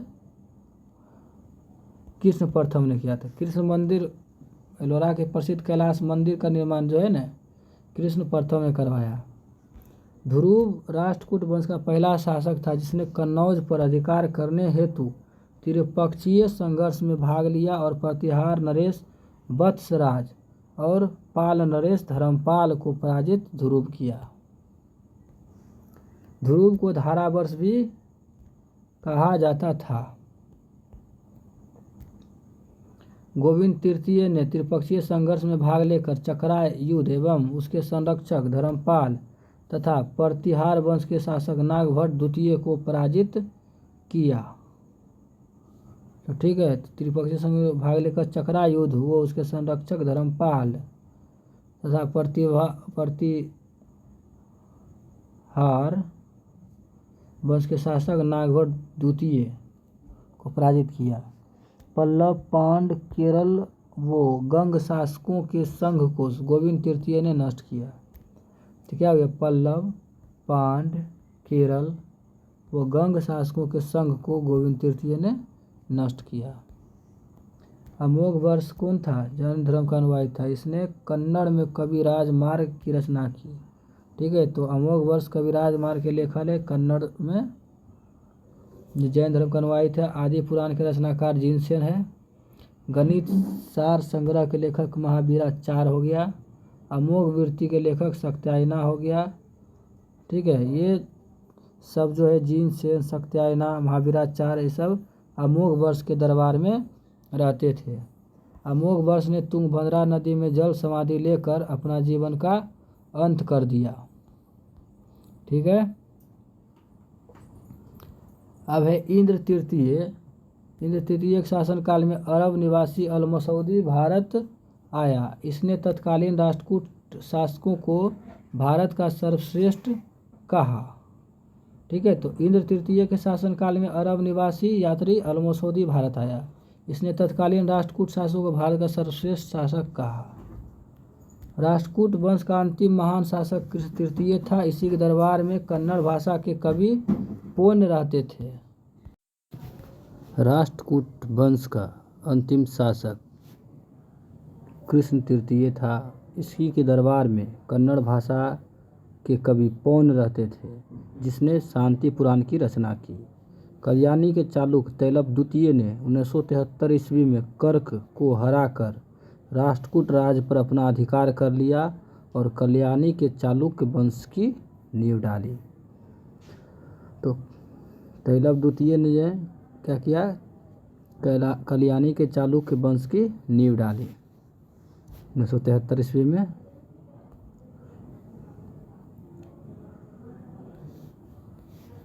आगे है एलोरा। देखिए एलोरा में एलिफेंटा महाराष्ट्र गुहा मंदिरों का निर्माण राष्ट्रकूट के समय ही हुआ। एलोरा और एलिफेंटा की गुहा मंदिरों का निर्माण राष्ट्रकूट के समय हुआ। ये महाराष्ट्र में है। एलोरा में 34 शैलकृत गुफाएं हैं, जिसमें कि 1 से 12 तक बौद्धों, 13 से 29 तक हिंदुओं एवं 30 से 34 तक जैनों की गुफाएं हैं। बौद्ध गुफाएं में सबसे प्रसिद्ध विश्वकर्मा गुफा है, संख्या 10। 1 से 12 देखिए बौद्धों का है, 13 से 29 हिंदुओं का है और 30 से 34 जैनों का है। मतलब कि एलोरा की जो गुफा है उसमें जैन, हिंदू और बौद्ध तीनों धर्मों का उल्लेख है। बौद्ध गुफाओं में सबसे प्रसिद्ध गुफा विश्वकर्मा गुफा संख्या 10 है। इसमें एक चैत्य है, वहाँ पर 2 मंजिली और 3 मंजिले गुफाएं भी है, जिन्होंने 2 थल और 3 थल नाम दिया गया है। एलोरा की गुफा 15 विष्णु को नरसिंह अर्थात पुरुष सिंह के रूप में दिखाया गया है। एलोरा गुफाओं को सर्वप्रथम उल्लेख फ्रांसीसी यात्री थेविनेट ने 17वीं शताब्दी में किया। फिर राष्ट्रकूट शैव, वैष्णव, शाक्त संप्रदायों के साथ साथ जैन धर्म के भी उपासक थे। जो राष्ट्रकूट था शैव, ठीक है, शैव, वैष्णव और शाक्त संप्रदाय के साथ साथ जैन धर्म के भी उपासक थे। राष्ट्रकूट ने अपने राज्यों में मुसलमान व्यापारियों को बसने तथा इस्लाम प्रचार करने की स्वीकृति दी। यादव वंश। देवगिरी के यादव वंश की स्थापना बिल्लभ पंचम ने की। इसकी राजधानी देवगिरी थी। इस वंश का सबसे प्रतापी राजा सिंहन था। ठीक है, इस वंश का अंतिम स्वतंत्र शासक कौन था, रामचंद्र, जिसने अलाउद्दीन के सेनापति मालिक कफूर के सामने आत्मसमर्पण सरेंडर कर दिया। फिर है होयसल। होयसल द्वार समुद्र में होयसल वंश की स्थापना विष्णुवर्धन ने किया। होयसल वंश यादव वंश की एक शाखा थी। बेल्लूर के चेना केशव मंदिर का निर्माण विष्णुबंधन 1117 ईस्वी में किया था। तो होयसल वंश का संस्थापक कौन हुआ? विष्णुवर्धन। इसका राजधानी इंपॉर्टेंट है द्वार समुद्रम। होयसल वंश यादव वंश की क्या थी? एक शाखा थी। और जो बेल्लूर है, बेल्लूर में जो चेना केशव का मंदिर है उसको विष्णुवर्धन ही ने बनवाया था। फिर होयसल वंश का अंतिम शासक वीर बल्लाल तृतीय था, जिसने मालिक कुफर को, देखिए मालिक काफूर को जो है हराया था वीर बल्लाल तृतीय। जबकि अलाउद्दीन खिलजी इसको 1000 दिनार में खरीद के लाया था, इसलिए इसको 1000 दिनारी कहा जाता है मालिक काफूर को। होयसल वंश की राजधानी द्वार समुद्र हलेबीड थी। ठीक है। कदम वंश की स्थापना मयूर शर्मन ने की थी। कदम वंश की राजधानी बनवासी थी। फिर एक गंग वंश। गंग वंश का संस्थापक कौन था? वज्रहस्त पंचम था। अभिलेखों के अनुसार गंग वंश के प्रथम शासक कोकनी वर्मा था। गंगों की जो प्रारंभिक राजधानी थी कहाँ थी? कुबलाल थी, कोलर थी, जो बाद में तलकाड हो गई। ठीक है। तो इसका प्रारंभिक राजधानी कुबलाल हो गया और कोलर, जिसे कोलर कहते हैं, और जो बाद में क्या हो गया? तलकाड हो गई। दत्तक सूत्र पर टीका लिखने वाला गंग शासक माधव प्रथम था। गंग वंश का संस्थापक वज्रहस्त पंचम था। फिर एक काकतीय वंश का संस्थापक कौन था? बीटा प्रथम, जिसने नलगोंडा हैदराबाद में एक छोटे से राज्य का गठन किया। तो नलगोंडा हैदराबाद में था। ठीक है। एक छोटे से राज्य का गठन किया जिसकी राजधानी कहाँ थी? अमकोंड थी। ठीक है। इस वंश का सबसे शक्तिशाली शासक गणपति था। रुद्रमा देवी गणपति की बेटी थी, जिसने रुद्रदेव महाराज का नाम ग्रहण किया था, जिसने 35 वर्षों तक शासन किया। तो काकतीय वंश का जो संस्थापक था बीटा प्रथम, और ये हैदराबाद के नलगोंडा में एक छोटे से राज्य का गठन किया बीटा प्रथम, और राजधानी अमकोंड को बनाया। इस वंश की सबसे शक्तिशाली जो शासक हुआ गणपति था। अब देखिए रुद्रदमा के बारे में पूछा जाता है, रुद्रमा देवी, तो ये गणपति की बेटी थी और काकतीय वंश से संबंधित थी। ठीक है। इसने क्या किया था? जिसने रुद्रदेव महाराज का नाम ग्रहण किया और 35 वर्षों तक शासन किया। गणपति ने अपनी राजधानी वारंगल में स्थानांतरित की। तो इसका ज़्यादातर राजधानी ही पूछा जाता है, तो वारंगल इसका क्या हो गया? राजधानी हो गया। इस राजवंश का अंतिम शासक प्रताप रुद्र था। फिर सीमावर्ती राजवंशियों का अभ्युदय। तो पाल वंश का संस्थापक गोपाल था। इस वंश की राजधानी, जैसे सीमावर्ती राजवंश में है पाल वंश पहले, तो इसका राजधानी कहाँ थी? मुंगेर थी। पाल शासक बौद्ध धर्म का अनुयायी था।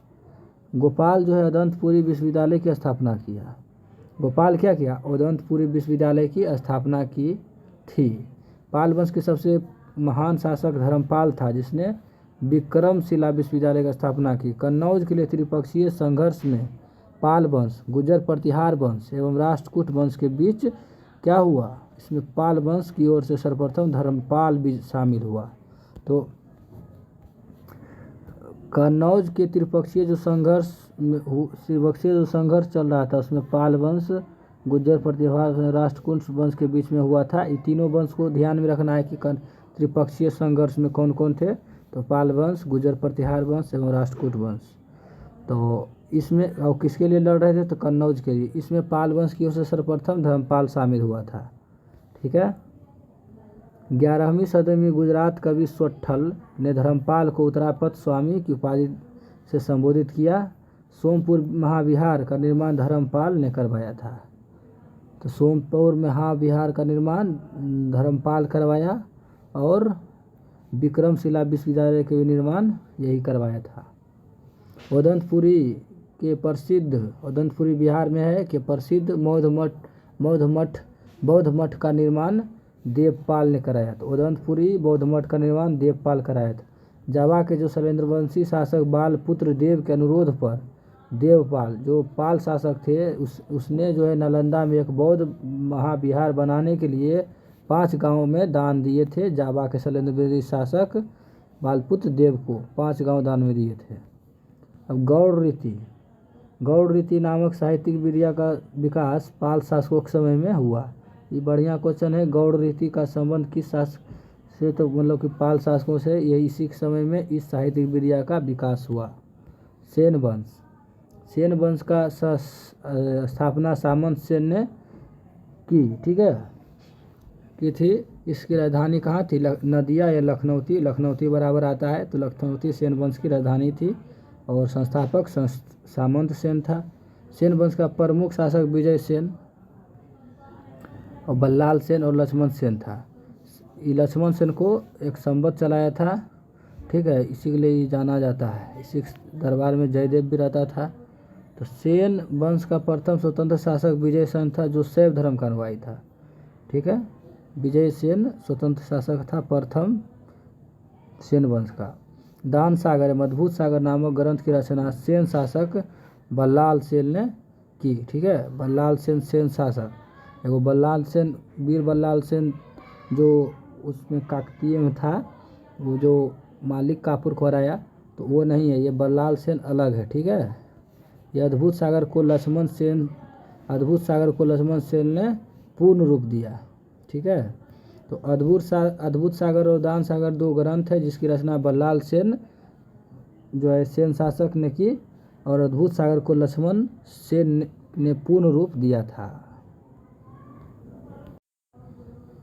ठीक है। तो ये हो गया दान सागर और अद्भुत सागर। तो इसमें याद रखना है कि सेन शासक कौन था, बल्लाल सेन। होयसल वंश का जो शासक था, क्या नाम था उसका, वीर बल्लाल, उसको नहीं ध्यान में रखना है। इस सेन शासक बल्लाल के बारे में बात करें, ठीक है। तो आगे बढ़ते हैं। लक्ष्मण सेन की राजसभा में गीत गोविंद के लेखक जयदेव, पवनदूत के लेखक धोई और ब्राह्मण सौ के लेखक हलायुध रहते थे। तो ये इंपॉर्टेंट है।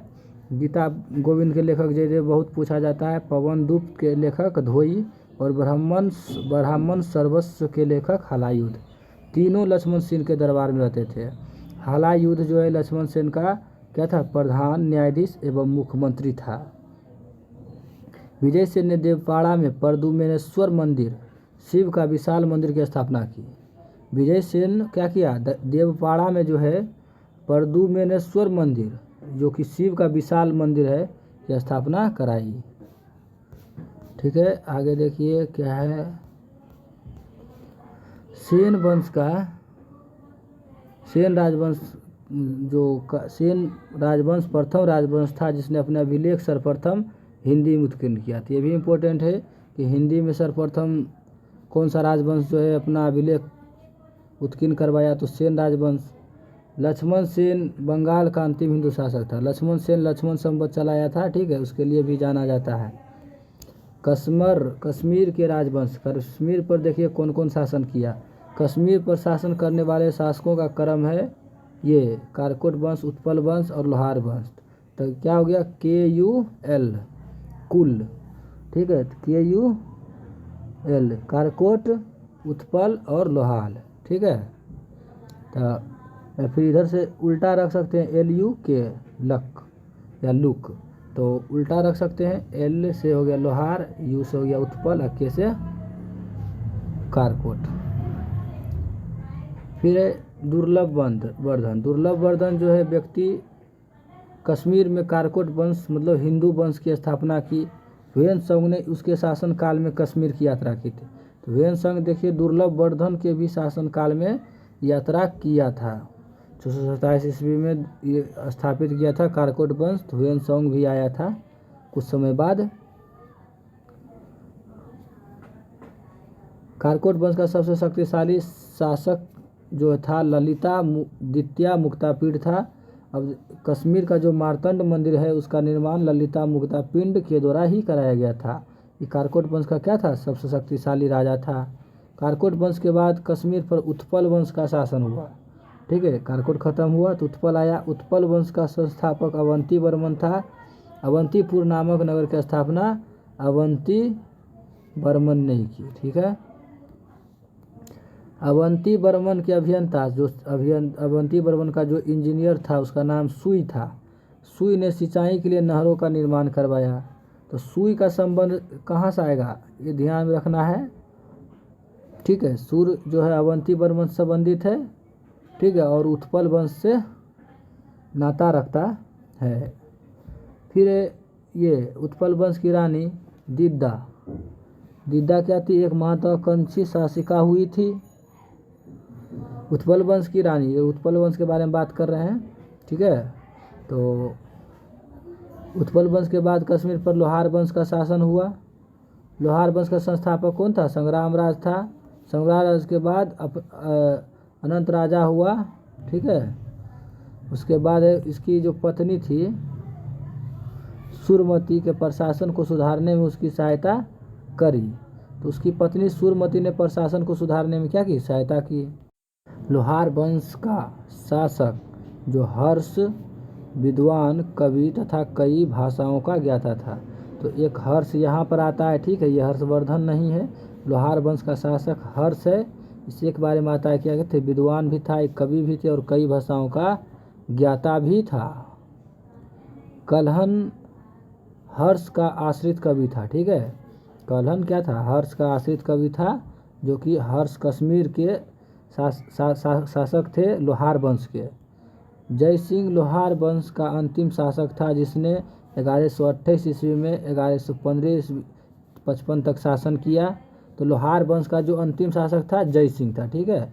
और जय सिंह के शासन के साथ ही कल्हन की राजधानी का विवरण समाप्त हो जाता है। तो इसको फिर पूर्ण रूप जोन राज और श्रीवर ने कल्हन की राजधानी सरंगनी को आगे बढ़ाया था, ठीक है।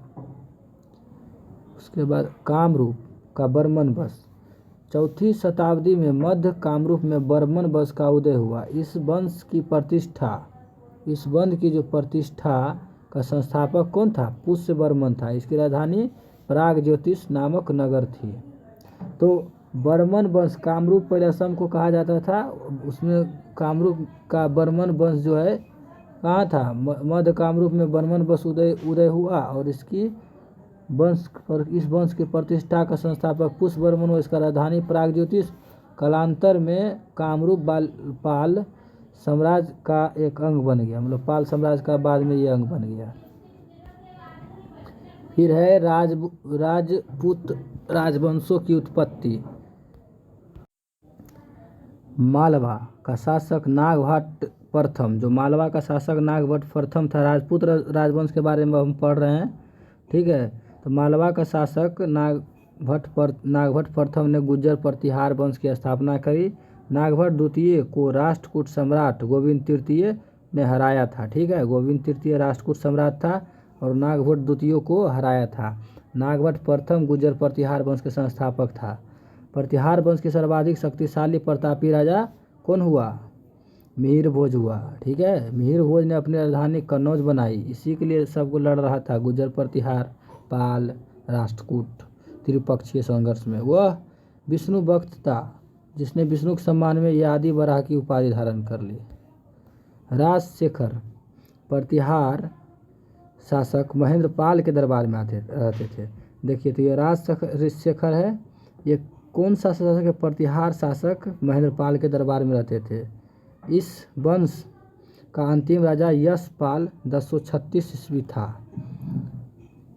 दिल्ली नगर की स्थापना तोमर नरेश अनंगपाल ने 11वीं शताब्दी में करी। तो तोमर नरेश हो गया। गढ़वाल वंश या राठौड़ वंश को गढ़वाल वंश या राठौड़ वंश कहते हैं। गढ़वाल वंश का संस्थापक चंद्रदेव था, इसकी राजधानी वाराणसी थी। इस वंश का सर्वाधिक शक्तिशाली राजा गोविंद चंद्र था। इसका मंत्री लक्ष्मीधर शास्त्रों का प्रकांड पंडित था। तो गोविंद चंद्र का जो गढ़वाल वंश के शासक थे, उसका जो मंत्री था लक्ष्मीधर, उस शास्त्रों का प्रकांड पंडित था, जिसने कीर्तकल्पतरु नामक ग्रंथ लिखा। तो ये बुक पूछे जाते हैं, कीर्तकल्पतरु किसने लिखा है? तो लक्ष्मीधर ने लिखा है, ठीक है। गोविंद चंद्र की एक रानी कुमार देवी ने सारनाथ में क्या किया? धर्म चक्र जीन विहार बनवाई। गोविंद चंद्र की एक रानी कुमार देवी थी, जिसने सारनाथ में धर्म चक्र जीन विहार बनवाई थी। पृथ्वीराज तृतीय ने स्वयंवर से जयचंद की पुत्री संयोगिता का अपहरण कर लिया था। तो जयचंद, गोविंद चंद्र यहाँ पर है, गोविंद चंद्र की रानी कुमार देवी, जयचंद भी जो है उसी का शासक था, उसी राजवंश का। तो ये जयचंद की जो पुत्री संयोगिता थी, पृथ्वीराज तृतीय ने इसका अपहरण कर लिया। इस वंश का अंतिम शासक जयचंद ही था, जिसे गोरी ने 1194 ईस्वी का चंदावर युद्ध में मार डाला। ठीक है, तो जयचंद जो गढ़वाल या राठौर वंश से संबंधित है। ठीक है, 1194 में चंदावर का युद्ध हुआ, जानते ही 1191-92 तराइन का युद्ध हुआ था, प्रथम द्वितीय।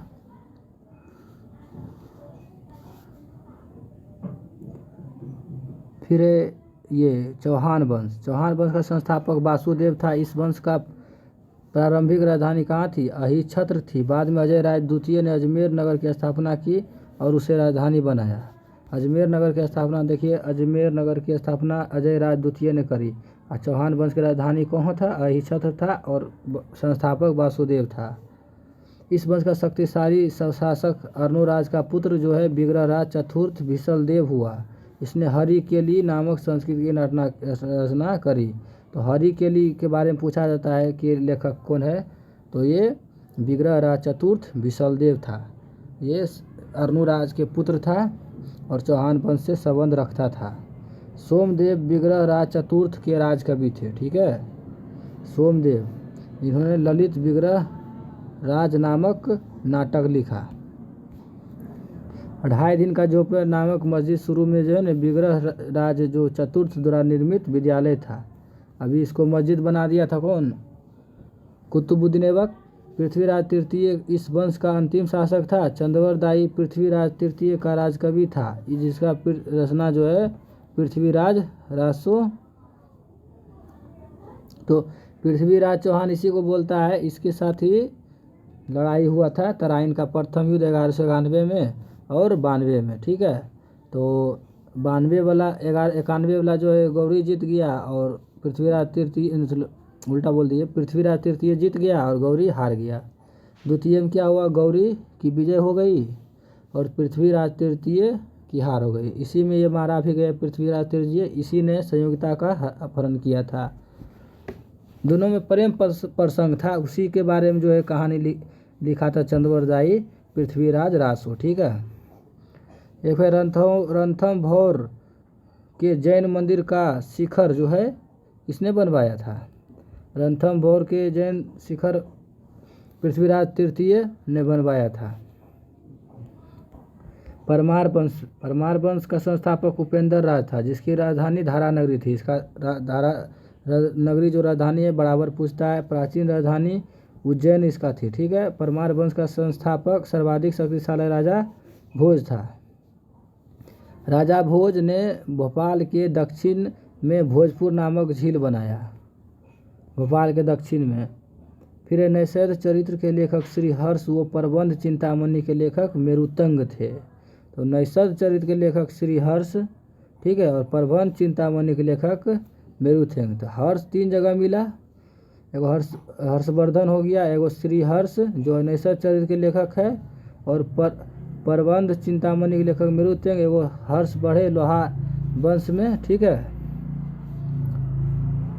कश्मीर के जो वंश पढ़े थे हर्ष, वो वहाँ हो गया। ठीक है, राजा भोज ने चिकित्सा, गणित एवं व्याकरण पर अनेक ग्रंथ लिखे। भोज कृत युक्ति कल्पतरु में वास्तुशास्त्र के साथ साथ विविध वैज्ञानिक यंत्रों का वो उनके उपयोग का उल्लेख है। तो राजा भोज भी बहुत सारा क्षेत्र का उसके मतलब कि जानकारी था, विद्वान था, जैसे चिकित्सा, गणित, व्याकरण, अनेक ग्रंथ भी लिखे।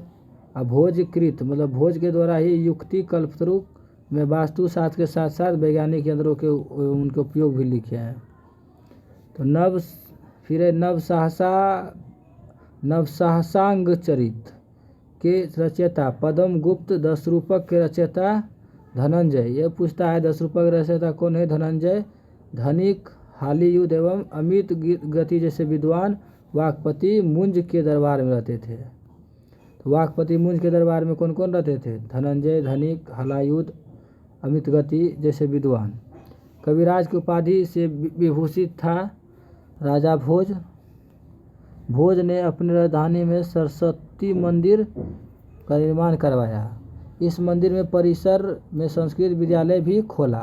तो सरस्वती मंदिर के परिसर में भी क्या किया, संस्कृत विद्यालय खोल दिया। राजा भोज के शासन काल में धारा नगरी विधवा व विद्वानों का, तो विद्या एवं विद्वान दोनों का प्रमुख केंद्र थी। इसने चित्तौड़ में त्रिभुवन नारायण मंदिर का निर्माण कराया। भोजपुर नगर की स्थापना राजा भोज ने ही की थी। परमार वंश के बाद तोमर वंश, उसके बाद चहमान वंश का, और अनंतः 1297 में अलाउद्दीन खिलजी के सेनापति नसरत खां उलगू खां ने मालवा पर अधिकार कर लिया। ठीक है, तो मालवा का खिस्सा खत्म हो गया। तो परमार वंश के बाद तोमर वंश, ठीक है, उसके बाद चहमान वंश, और अंततः 1297 में अलाउद्दीन खिलजी के सेनापति नुसरत खां और उलगू खां ने मालवा पर अधिकार कर लिया। प्रतिहार साम्राज्य के पतन के बाद, पृथ्वीराज साम्राज्य के पतन के बाद बुंदेलखंड की भूमि पर चंदेल वंश का स्वतंत्र राजनीतिक ऐतिहासिक प्रारंभ हुआ। इतिहास, बुंदेलखंड का प्राचीन नाम जेजाभुक्ति था। ये आता है बराबर। चंदेल वंश का संस्थापक 900 मतलब नुन्नुक था 831 में। इसकी राजधानी, चंदेल वंश की राजधानी कहाँ थी, खजुराहो थी। इसकी प्रारंभिक राजधानी कालंजर या महोबा थी। राजा धंग ने अपनी राजधानी कालिंजर से हटाकर कहाँ कर दी थी, खजुराहो मध्य प्रदेश में। चंदेल वंश का प्रथम स्वतंत्र एवं सबसे प्रतापी राजा यशोवर्मन था। ठीक है, यशोवर्मन ने कन्नौज पर आक्रमण कर प्रतिहार राजा देवपाल को हराया। यशोवर्मन ने क्या किया, कन्नौज के आक्रमण कर प्रतिहार राजा देवपाल को हराया तथा उसने एक विष्णु की प्रतिमा प्राप्त की, जिसे अपने खजुराहो के विष्णु मंदिर में स्थापित किया। फिर धंग ने जिननाथ, विश्वनाथ, बैद्यनाथ मंदिर का निर्माण कराया। कंदरिया महादेव मंदिर का भी निर्माण धंगदेव द्वारा 999 ईस्वी में 999 ईस्वी में किया गया। धंग ने गंगा जमुना के संगम में शिव की आराधना करते हुए शरीर का त्याग कर दिया। तो हर चीज़ का उम्र होता है। ये ज़रूरी नहीं कि शरीर हमारा जो है 90 वर्ष अगर लाइफ एक्सपेक्टेंसी है 90 वर्ष अगर आप जिएंगे तो ज़रूरी है कि 90 वर्ष ही आप जिए, ऐसा नहीं है। मतलब ये शरीर का सब चीज़ का एक्सपायरी डेट होता है। अगर आप 60 वर्ष के हो गए हैं, चाहे 70 वर्ष के हो गए, चाहे ज़िंदगी से आप जो है उब गए हैं, तो आप अपना प्राण त्याग कर सकते हैं। ठीक है, तो वही सब करता था पहले, ही सब शरीर का त्याग कर देता था। एक्सपायर हो गया मेरा शरीर। चंदेल शासक विद्याधर ने कन्नौज के प्रतिहार शासक राजपाल की हत्या कर दी। चंदेल शासक देखिए विद्याधर ने कन्नौज के प्रतिहार शासक जो था राजपाल की हत्या कर दी, क्योंकि उसने महमूद के, अब तक महमूद गजनी का आक्रमण हो रहा है, आक्रमण का सामना किए बिना ही आत्मसमर्पण कर दिया। विद्याधर ही अकेला ऐसा भारतीय नरेश था जिसने महमूद गजनी है उसके महत्वाकांक्षों को सफलतापूर्वक प्रतिरोध किया। चंदेल शासक जो कीर्तिवर्मन की राजसभा में रहने वाले कृष्ण मिश्र ने जो है क्या किया, प्रबोध चंद्रोदय बुक लिखा। कृष्ण मिश्र, इन्होंने महोबा के समीप कीर्ति सागर नामक जलाशय का निर्माण कराया। ठीक है, तो कीर्ति सागर जलाशय का निर्माण कीर्तिवर्मन ने कराया। अल्लाउदल नामक 2 सेनानायक परमर्दी देव के दरबार में रहते थे, जिन्होंने पृथ्वीराज चौहान के साथ युद्ध करते हुए अपनी जान क्या कर रहे थे, गंवा दी थी। चंदेल वंश का अंतिम शासक परमर्दी देव 1202 ईस्वी में कुतुबुद्दीन ऐबक की अध्यक्षता स्वीकार कर ली। उसके जो मंत्री थे अजय देव ने उसकी हत्या कर दी, परमर्दी देव की। फिर सोलंकी वंश अथवा गुजरात के चालुक्य वंश, तो गुजरात के चालुक्य वंश को ही सोलंकी वंश कहते हैं। ठीक है, गुजरात के जो चालुक्य शासक थे उसको सोलंकी वंश के नाम से जानते। सोलंकी वंश अपने आप को क्या कहता था, ठीक, ये यहाँ है। सोलंकी वंश का संस्थापक मूलराज प्रथम है। इसकी राजधानी अनिलवार थी। मूलराज प्रथम शैव धर्म का अनुयायी था। तो सोलंकी वंश का जो संस्थापक था मूलराज प्रथम था। ठीक है, इसकी राजधानी अनिलवार थी। मूलराज प्रथम शैव धर्म का अनुयायी था। भीम प्रथम के शासन काल में, अब देखिए भीम प्रथम के शासन का मोहम्मद गजनी ने सोमनाथ के मंदिर पर आक्रमण किया था। भीम प्रथम के सामंत बिमल ने आबू पर्वत पर दिलवाड़ा प्रसिद्ध जन मंदिर का निर्माण कराया। तो भीम प्रथम के जो सामंत थे बिमल, उसी ने आबू पर्वत पर क्या किया था, प्रसिद्ध जैन मंदिर बनवाया था। सोलंकी वंश का प्रथम शक्तिशाली शासक जय सिंह सिद्धराज था। प्रसिद्ध जैन विद्वान हेमचंद्र जय सिंह सिद्धराज के दरबार में रहते थे। तो जैन विद्वान जो है कौन, हेमचंद्र जय सिंह सिद्धराज के दरबार में रहते थे। जय सिंह सिद्धराज ये सोलंकी वंश के थे। माउंट आबू पर्वत पर एक मंडप बनाकर जय सिंह सिद्धराज ने अपने 7 पूर्वजों की गजारोही मूर्तियां की स्थापना करी। मोढेरा के सूर्य मंदिर का निर्माण सोलंकी के राजाओं के शासनकाल में हुआ था। तो ये आता है क्वेश्चन, मोढेरा का सूर्य मंदिर का निर्माण किसने करवाया, तो सोलंकी राजाओं ने। सिद्धपुर में रुद्र महाकाल का मंदिर का निर्माण जय सिंह सिद्धराज ने किया। तो सिद्धपुर में रुद्र महाकाल का मंदिर का निर्माण जय सिंह सिद्धराज ने कराया। सोलंकी शासक कुमार पाल जैन मतानुयायी था। वह जैन धर्म के अंतिम राजकीय प्रवर्तक के रूप में प्रसिद्ध है। तो ये इंपॉर्टेंट लाइन है कि जैन धर्म का जो अंतिम राजकीय संरक्षण मिला था किसको, सोलंकी वंश के शासक कुमार पाल के मतलब दरबार में, ठीक है। और ये जैन मतानुयायी था। सोलंकी वंश का अंतिम शासक भीम द्वितीय था। भीम द्वितीय के एक सावंत लवन प्रसाद, भीम द्वितीय जो सावंत था लवन प्रसाद ने गुजरात में बघेल वंश की स्थापना की थी। ये भी कभी कभी पूछा जाता है बघेल वंश की स्थापना किसने की थी, तो भीम द्वितीय का सावंत था कौन, लवन प्रसाद, उसी ने बघेल वंश की स्थापना की। बघेल वंश का जो है कर्ण द्वितीय गुजरात का अंतिम हिंदू शासक था। इसने अलाउद्दीन खिलजी की सेनाओं का मुकाबला किया था, ठीक है।